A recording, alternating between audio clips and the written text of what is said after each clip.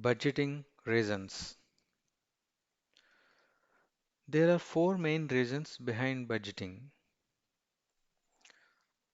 One acronym or initialism can be helpful to remember all these four reasons. That is PCME: planning, communication and coordination,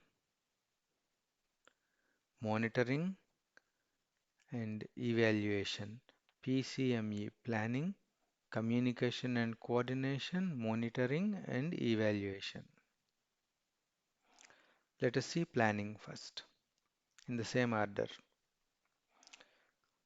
One of the major benefits of budgeting is that it forces the organization to examine the future. Expectations must be established for income, expenses, personal needs, future growth, etc. Planning allows ideas from multiple sources within the organization and from different viewpoints. The planning process may generate new ideas for the organization's direction, or it may provide insight into better ways to achieve goals that have already been established.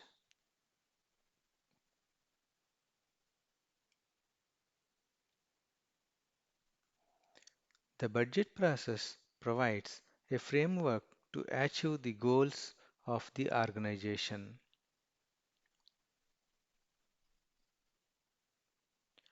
Without the framework of a budget, individual managers would be improvising decisions without the direction and coordination provided by a budget.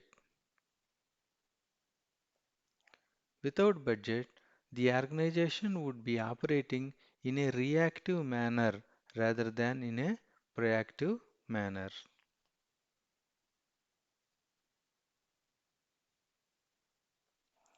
Communication and coordination. Budgeting promotes communication and coordination of efforts within the organization. The different parts of the organization, like production, marketing, materials management, etc., communicate their plans and needs to each other during the budget process so that all can evaluate the effect that the plans and needs of others have on their own plans and needs.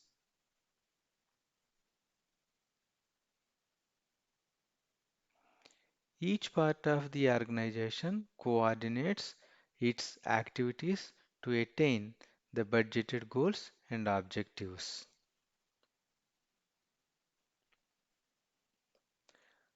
Budgeting allows the organization to communicate its goals to everyone, including those not involved in the budget process.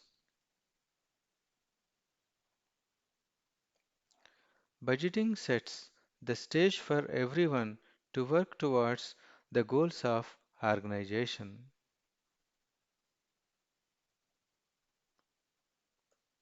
Monitoring.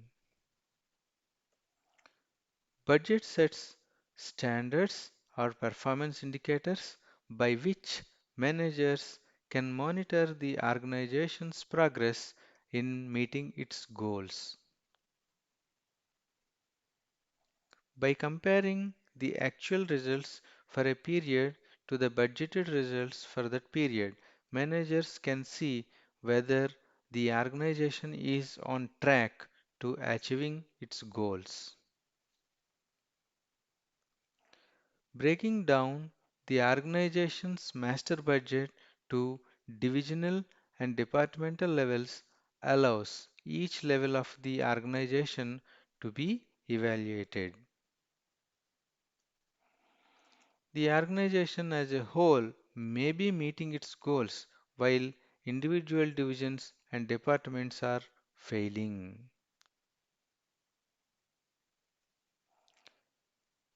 The difference between the actual results and the expected results is called a variance.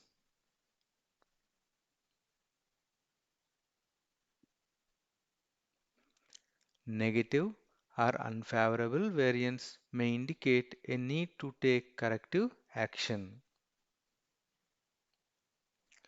Positive or favorable variances can reflect opportunities to make adjustments to take advantage of the conditions creating the variance. Evaluation. Budgets serve as guides or instruments for employee evaluations. Once the budget is set and managers have been advised of their responsibilities in relation to budget performance, they can be held responsible for their portion of the budget. So once the budget is set and managers have been advised of their responsibilities in relation to budget performance, they can be held responsible for their portion of the budget.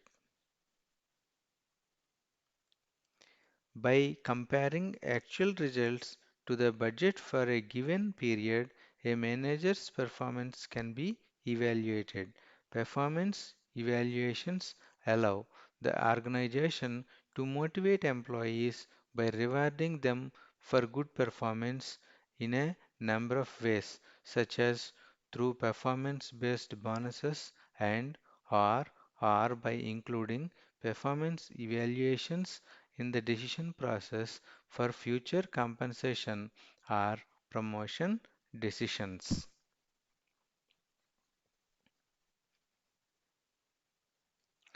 Negative or unfavorable result does not necessarily mean that a manager is not performing well, but it does provide an indication that a specific part of the business should be focused on in order to determine the root cause of the unfavorable variance. Positive or favorable result does not necessarily mean that a manager is performing in an exceptional way.